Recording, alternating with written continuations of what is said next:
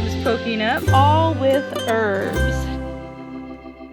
Hello and welcome back to Sage and Stone Homestead. If you are new here, my name is Heather.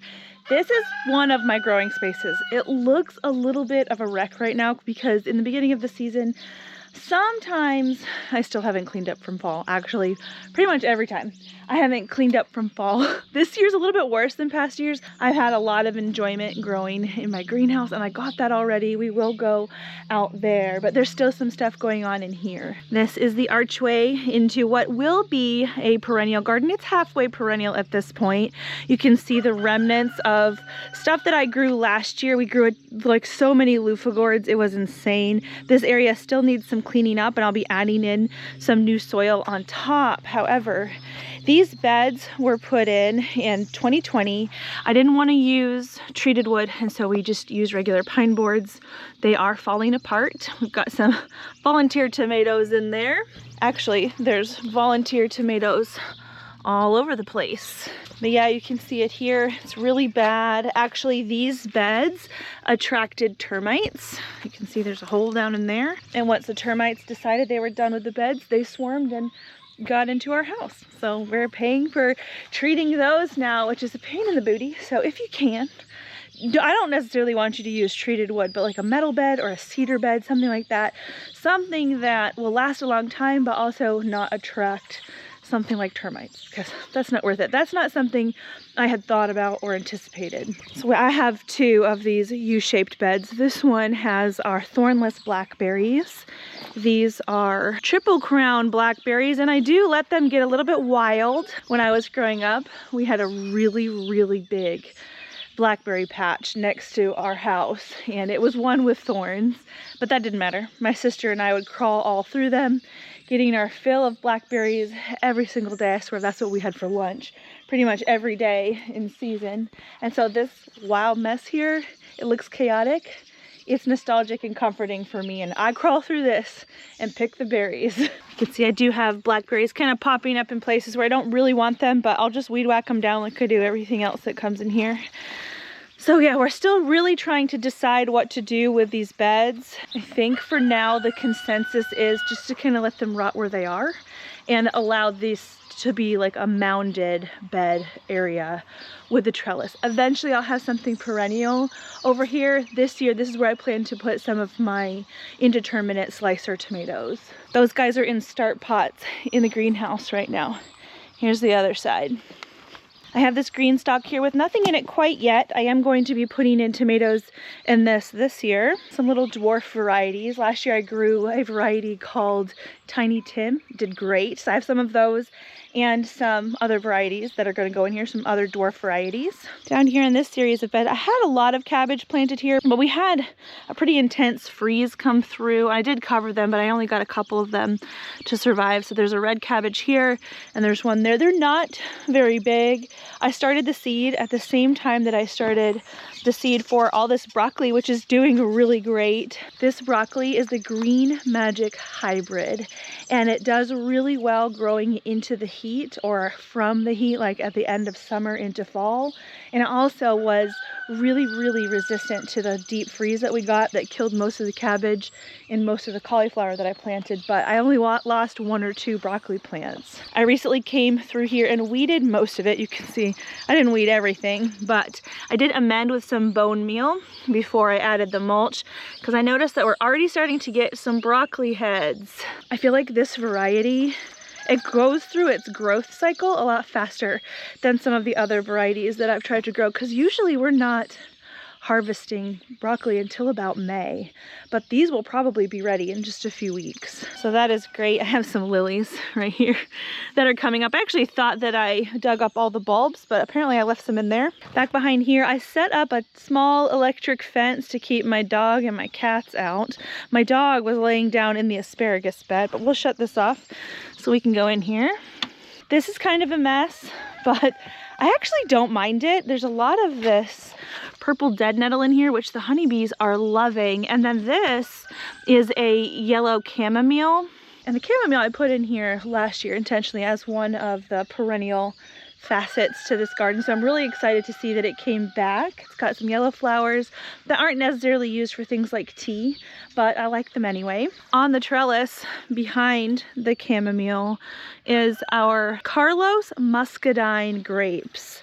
I actually bought the plants last year, but they were real small. They were like this tall, and all this growth that you see was from last year. So there's one here, and then there's one there on the trellis, and they have started to put on some of their little leaves. So that's nice. We should get some fruit this year. I got a little bit of fruit last year, but it didn't have the chance to mature before the freeze, just because the plants weren't really established. I didn't expect to get anything last year, so it was kind of fun to see it. More mess down here, but it's, you know, productive. This is all oregano, which is probably gonna basically take over this area. It's kind of a nice ground cover to have near the grapes. I'm not really mad about it. Down here I have some remnants of the walking onions that I put in last year. So far I just see the greens to these perennial type onions and not the little flower stalks yet, but those are probably coming. Walking onions are really cool, and I'm not great at actually maintaining this bed. I will probably weed this pretty soon, but what the walking onion does is it sets up, it's like a flower stalk, but it's not really a flower. It's like a secondary bulb that it brings up, and then the center stalk kind of falls back, but that bulb falls down into the ground and sets an onion down into the dirt, which also will throw up a little bulb and set that down, so they kind of walk along the garden, reproducing themselves that way. I think that's really cool. So I'm excited to see that I didn't fully kill those back. I do need to weed them though. Over here, these are some of the cauliflower that I started along with that cabbage and the broccoli. I don't know how well these are really gonna do. I have a lot of dill coming in though, and I had hoped that I would have perpetual dill coming up in this garden. Actually, in the back, I had some asparagus volunteer. So my asparagus bed is actually back there. And every year, the asparagus flowers and puts on these little berries, and those berries get carried off by birds and such. And so far, I see 2 volunteer asparagus in the garden, which is very welcome. Got this one here, which this is the 2nd year on this, and it's still a little bit thin, so I'm not harvesting it this year. And then I see one right there. That's asparagus, and I'll let it, why not? This here appears to be some kind of mint, maybe lemon balm. Not the most ideal situation, just like the oregano, but at the base of the grapes, I don't really mind. They're not causing an issue here. I recently amended this asparagus bed with rabbit manure. I put some more mulch on top, and it's definitely asparagus season now. I've picked quite a few little stalks with more and more coming every single day. I have 2 separate varieties planted in here. I think one is Mary Washington, it's a green variety, and then I also do have a purple variety. I don't know the name of that one. So this is all asparagus here. I do have some asparagus planted here, and there's one stalk coming up right there. These are strawberry plants, which I did just lay down some fertilizer for these guys. I just use a product called Berry Tone, and they've loved all of the rain that we've gotten lately. I see some volunteer tomatoes, which is a very common theme around here. So yeah, some of the strawberries have spilled out into the walkway. That's fine, I don't mind it. We do have some flowers and then some little baby fruit already. These are actually elephant garlic that I haven't started elephant garlic in this area in a couple of years. Actually, this is the first space that I ever planted elephant garlic, and I keep harvesting it every year, and it keeps coming back every year. And that is because elephant garlic on the bottom of the bulb, it has these little mini, looks like little tiny cloves. They're called corms, and they fall off of the bulb really easily and stay behind, and those corms germinate and become more elephant garlic. So I really love that about this. You'll see a lot of volunteer garlic around this garden. That is why. Look at all the strawberries that spilled out over here. Back behind, I have this bed, which is our blueberry bed. And the blueberries are really, really doing well this year. I actually established this bed last year, and we got a few little blueberries, but not much because, you know, the plants were establishing their root systems. But look at this. That is a lot of pretty little flowers, which will eventually become blueberries. They're so pretty. They're like little tiny bells. And then once they're pollinated, the bell part falls off and the blueberry grows right out of the base of where the flower was. These are all legacy blueberries and they overwintered quite well. They look good. I have struggled with blueberries for a few years. I've actually planted them several times. And the solution for me for growing blueberries well, at least for now, it appears to be going well, is putting them in raised beds where I can control not only the water that they get to a point. It helps for me to have plants in raised beds because I feel like our soil being clay, it gets really, really saturated. You can see all the water in the ditch right here. So their roots just stay soggy, but also the clay is pretty alkaline where we are, and blueberries like a more acidic soil. So I felt like a raised bed situation was easier to amend, and so far so good. I do have a rule starting around this time of year. Whenever I enter the garden, for whatever reason, I have to pick at least 3 weeds. And this is the only way I can stay on top of it. And most of the time when I come into any growing space, I end up picking more than 3, but that's the bare minimum. So let's say I come out into the garden to get some herbs or whatever. Doesn't matter. If I come into the garden, I need to be taking out weeds. This is a space that I hope to work on this year. This is going to be my tea garden where I will grow a lot of things that are good for teas. This is a cedar bed that I put in last year. I plan to fill that this year. Put something lovely here, not quite sure yet. I have these 2 trees. These are the Romeo and Juliet cherry trees. They're dwarfs and they were the same size when I got them. Juliet here, she really, really took off. Romeo didn't grow a lot last year, but he was the only one that flowered this year. I don't think we're going to be getting any fruit because I don't think Juliet came to the flower party this year for whatever reason. I have this bed that I would really like to put Jerusalem artichokes in. I may move it before I do that. And along this trellis, I have some more grapes. These guys I got locally. They're called Sunbelt grapes. They're a Concord variety. You can see they're starting to come back. These really only grew straight. We didn't really get much branching this year, but that's okay. We'll work on the branching this year. There's 2 plants here as well. One there and then one here. See, they're waking up. That's really neat. Along the back of the perennial garden, I have what's starting to be a wild patch of elderberry. I've got 2 plants here that looks like it's turned into many more than that. The original plants, there's one there and then there's one there. That guy is really big and beautiful. They've leafed out in a lovely way this year. So far, no signs of flowers, but they're coming soon. We last year harvested gobs and gobs of elderberries, and before that, lots and lots of elderflower. There were a few viewers that told me, Heather, if you have not made elderflower cordial, you should, and I did. And it has easily been one of my more favorite things that we have produced here, that we've grown and then preserved. It is so delicious. It tastes just like, which makes sense, the elderflower juice that you can get from IKEA in the little paper box. So really excited for more of that this year. I did can it last year, so I've been having warm elderflower cordials basically all winter long. This bed down here at the base of the elderflower is a little bit shaded by the elderflower a lot of the year. Because of that, we tend to see some edible mushrooms coming up here, and I haven't seen them at all this year, but I hope they come back. I may do a little bit of weeding out here just to give them a little bit of a chance. But I scattered in some cilantro seed before the rain, and it looks like a lot of it is coming up, which is good. I do have some grass and we'll weed that out, but so far the cilantro is coming up. I like to have a lot of cilantro so that I can use it in our salsa, because that's one of the things we use our tomatoes for. This bed right here is a little bit interesting. I had started potatoes at the very bottom of the bed last year before I had filled it at all, and none of the potatoes actually ended up doing anything. So I kind of scrapped that idea and decided I would use this bed as a compost bin basically all year long.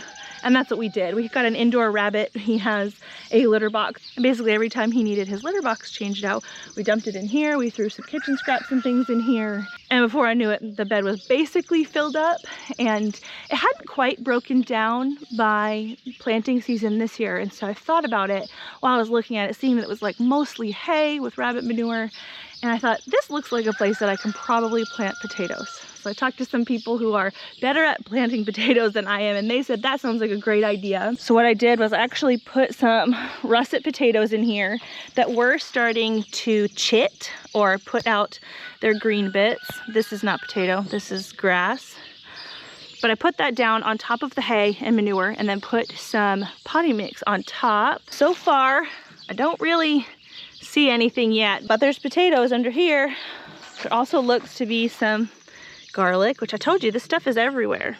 This makes me really excited, I will say. I've got a volunteer squash over here, and I don't know what type it is yet. We only grew a couple varieties of squash last year. One of them volunteered actually in this compost area, and that was a tromboncino squash, which is really long and delicious. It tastes a lot like a butternut squash when it gets to maturity. But we also grew some Dutch fork pie pumpkins out where our pig Chloe lives now, and we have fed tons of those out to the animals this year. We've preserved a ton of them. We put some of the innards and things in the compost and fed those out to things like the chickens. I'm sure wild birds and things have carried them around.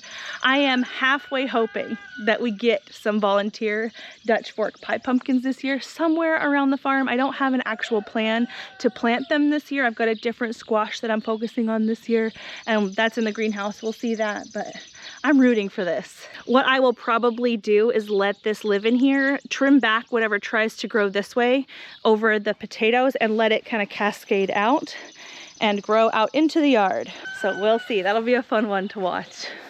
This series of beds on this side of the garden is quite messy. There are a couple cactus in here that are pretty gnarly, and I've been afraid to move them or do anything with them. Really, I'd like to reset these beds totally and take those all the way out, but I'm not there quite yet. Over here, I do have some bee balm, which is coming back quite nicely. This is awesome for teas. I need to come through and just cut off some of these old bits from last year. Not that they're gonna hurt anything, just doesn't look as pretty. Yeah, see, this bed is a mess over here. We've got an elderflower, we've got asparagus, we've got a broken down cactus, more elderberry. It's a whole mess. Here's the other side of the blackberry patch. Wild and lovely, but starting to come back for the season.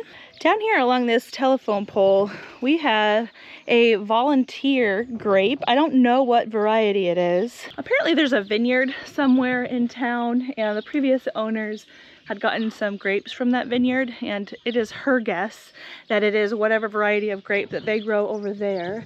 This is something that I trained finally this year. For many years I just sort of let it bush over there, and I didn't do any kind of vine training, but I've trained it along this clothesline this year, and it survived winter too. Got some buds coming on.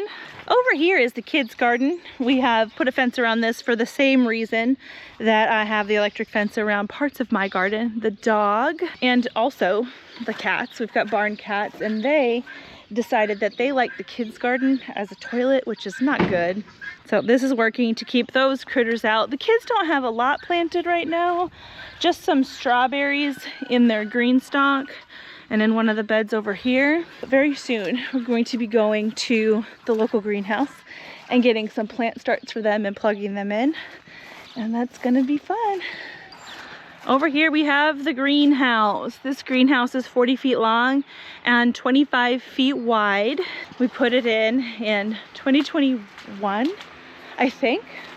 And I first had pigs in here, and then we started planting in here. And when I first started planting in here, I was planting in ground, which works sometimes and doesn't work other times. There we go, I shut off the fan so you guys can hear me talking a little bit better.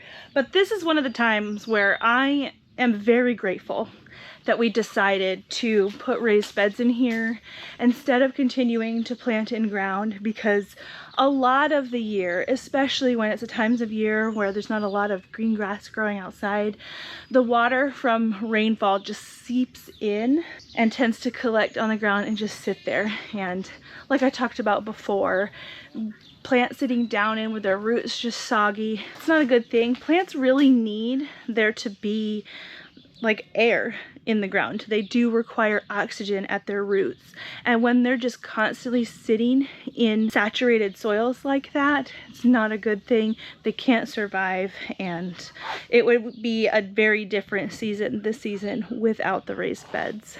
So I guess we will start on this side. I have this taller raised bed over here, which currently has quite a lot of mushrooms poking up. These are some kind of inky cap variety. I see these a lot because I do use a mushroom compost in my garden. This here is a fake snake. I use these to help protect our seedlings from birds, but I've sown some jalapeno peppers over here.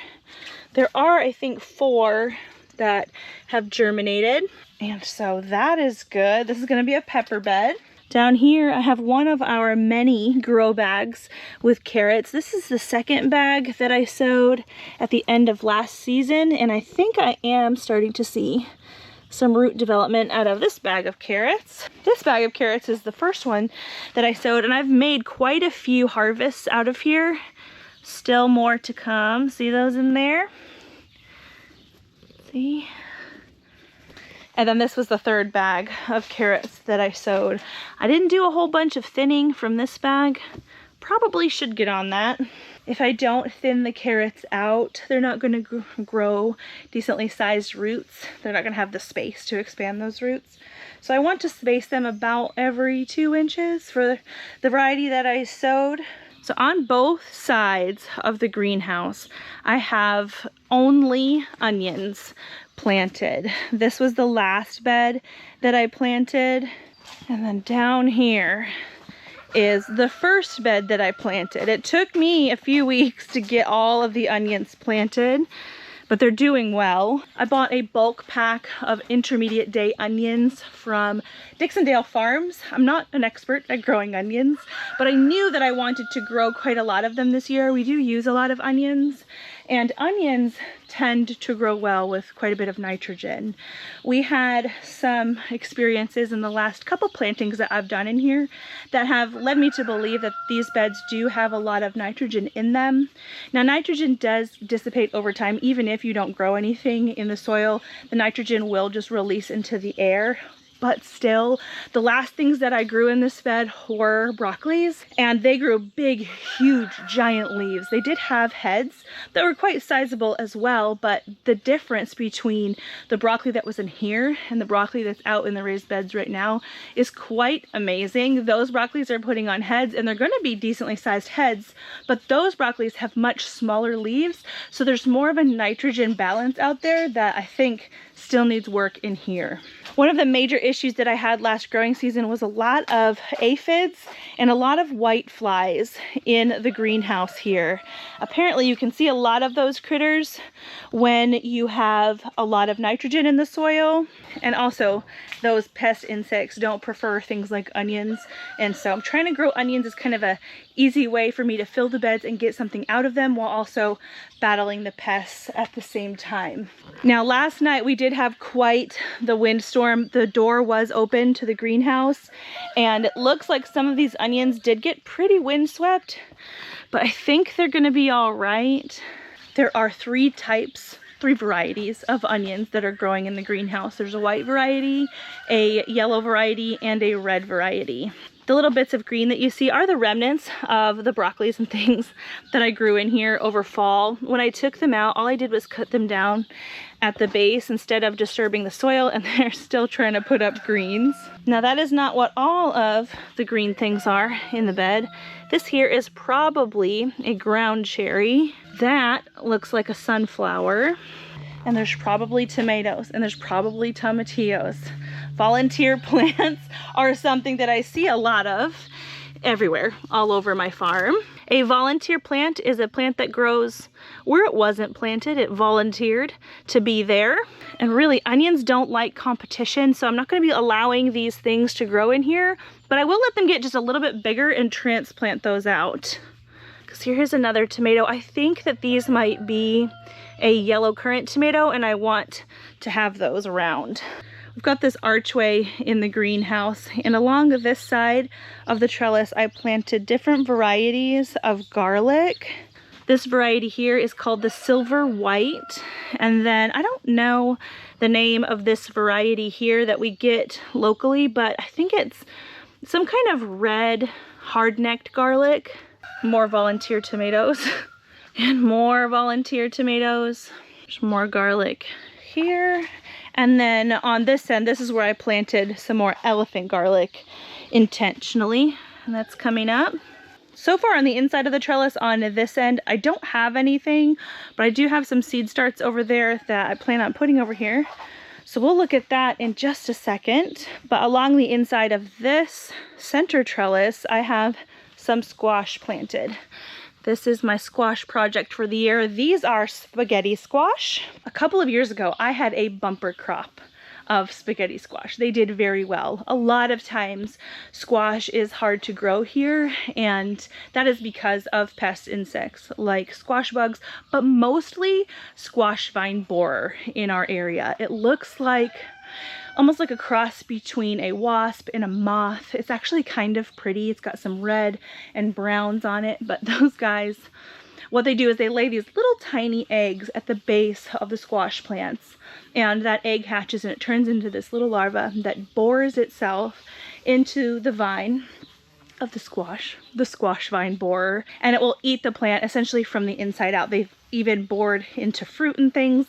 They're a mess, but last year what I did, and I plan to do it this year, is I took a product called Bacillus thuringiensis, something like that. It's called BT, and I took a hypodermic needle and actually pierced the stalks, the stems of my squash plants, and injected BT directly into the plant, because the plant stems are hollow on the inside, so that if I happened to miss some of the eggs while I was dealing with the plants, and the egg happened to hatch and the borer bored into the plant, it wouldn't last very long, because BT is essentially a caterpillar killer, and it's organic, and I love it. And I'm gonna do that again to see how well that works in here. Some of the squash that we got off of our spaghetti squash a couple years ago stored inside our house for well over a year.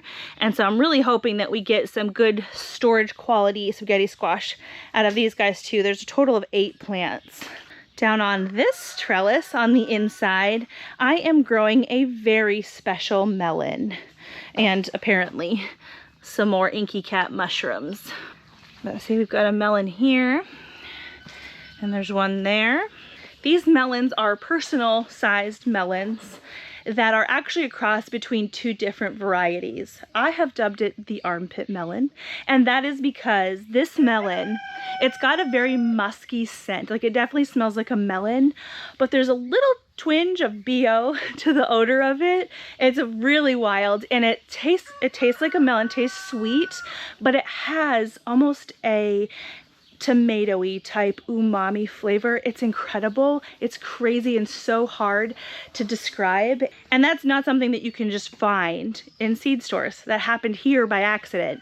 It was, I think, 2020. We grew a Kajari melon next to another smaller melon called a Charente, and that's like a cantaloupe type melon. The inside of the Kajari melon is green. The inside of this Charente melon is orange, and I had saved my own Kajari seed that year to plant it again next year. But when I planted the seed, what came up was, it looked kind of like a Kajari, but it was a little bit fuzzy and a little bit muted in color. It was really interesting, and when it ripened, it was orange on the inside and not green like the Kajari I was expecting, and it smelled kind of armpity but was delicious. That's the armpit. And I've been trying to stabilize the seed. Last year, it was the F3 seed.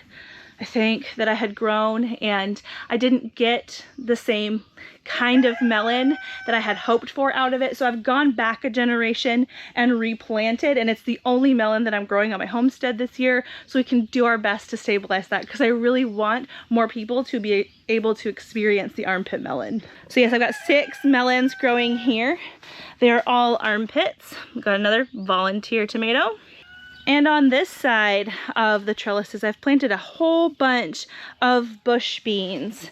Down here, these are, I think they're called calico lima beans. So far, I don't see any germination, but it's not going to be long. Beans don't take long to germinate. And then down here, you can see where I did have some kohlrabi that I cut out. Same thing, it's trying to come back. This guy needs to be put back in the ground, but these are Kalima bush beans. So I've got all Kalima bush beans here and all Kalima bush beans along there. These trees that I have in the pots are bonfire peach trees, and they were gorgeous while they were flowering, but the flowers don't last super long. They only last as long as they need to in order to set some fruit. There's a bunch of little baby fruits on here. I will not be keeping all of these. Last year was the first year that we grew peaches off of this tree. These trees, I've got 2 of them. And what I did last year was pinch off a lot of the little baby fruits, and I left about 1 fruit every 5 inches. That worked out pretty well for us. We get small harvests, but it's still fun. These trees are a patio variety. They do get somewhat tall, I think 5 to 6 feet is what I read. So they've got some growth to do for sure, but they'll do fine here in the greenhouse. And even if not, that variety is cold hardy down to zone 5. So if needed, we could put them out in the ground. But I do quite like them in here. Here's the other one. I have some alyssum growing at the base of this tree. Along half of the pot. I planted this last year, and it does readily reseed, but apparently it didn't take on this half for whatever reason. But isn't that lovely? The alyssum flower is part of the brassica family, which is related to things like broccoli and cauliflower, and it's edible. Very, very fragrant. I was wondering if this is what I was smelling when we came in here. Just gonna check real quick for bugs. I think it tastes about like you would expect, not like a broccoli. It does have a floral kind of essence to it, which I guess makes sense. Not quite like broccoli, but maybe like a broccoli leaf.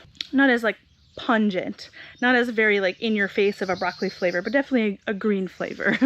We're bouncing around a little bit, but I realized there's things that I did not show you. I've got this green stalk that I've had for a really long time, and I have had strawberries in it this whole time. I recently fertilized in here, and we are being rewarded with some flowers, which of course will become fruit.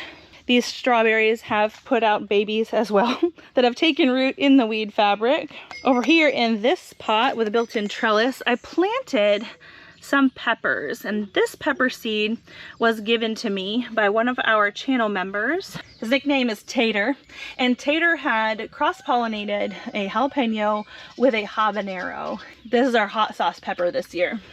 Over here I have a plant, a couple of them, which are called Nanking cherries. These are like a bush style sour cherry. They did flower, and you can see little tiny fruits are coming on.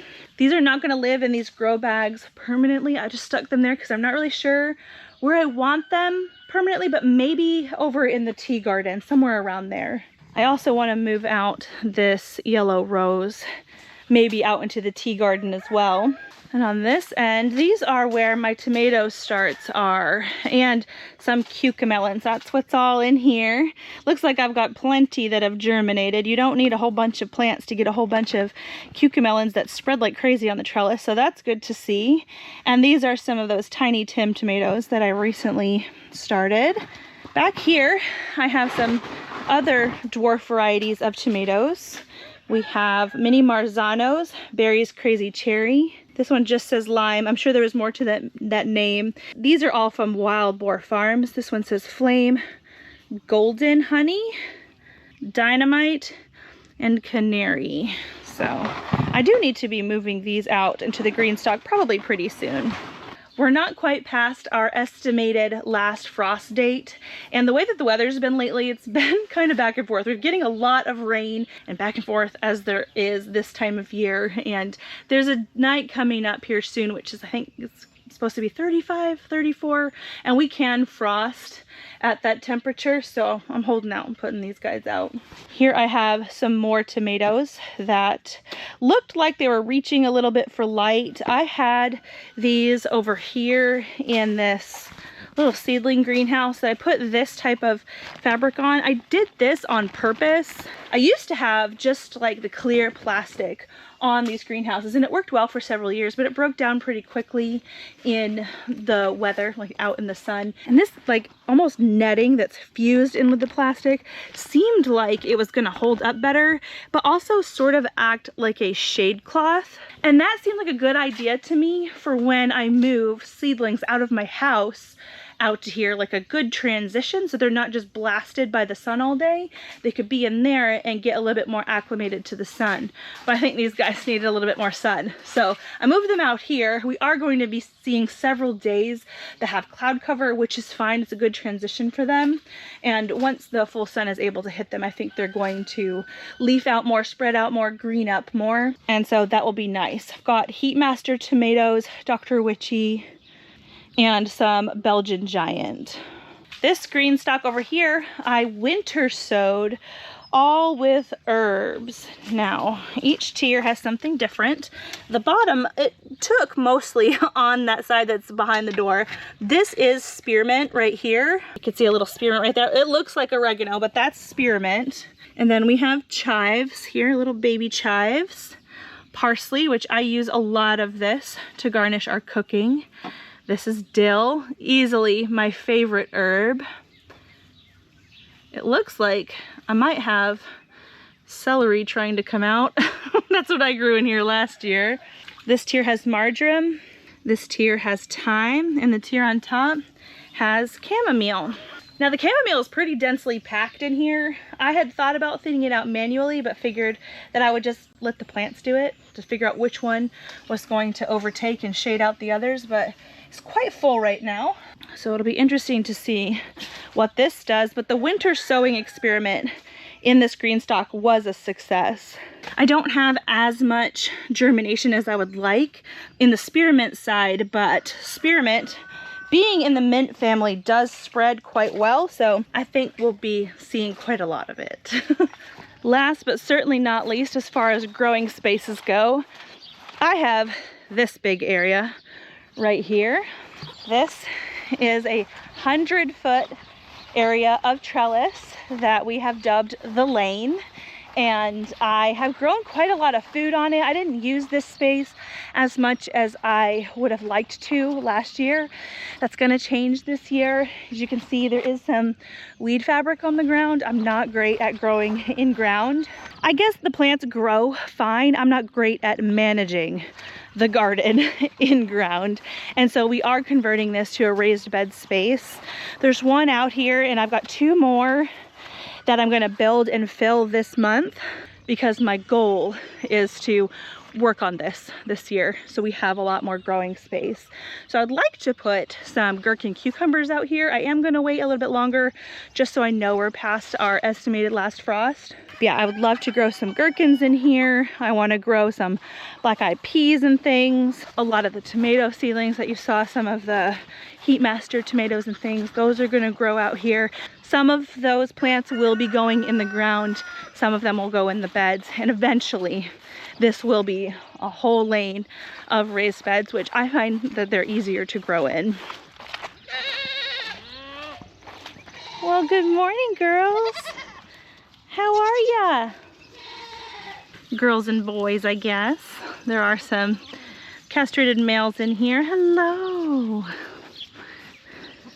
It is about that time. I've got to get the milk machine out and get these girls milked. So I'm going to end this video here. I'm really excited that we are officially in the garden season. And I think that I'm going to be posting garden tours every other week. I don't know if that's going to start right now or in a little bit, but I guess it depends on how fast things grow. So stay tuned.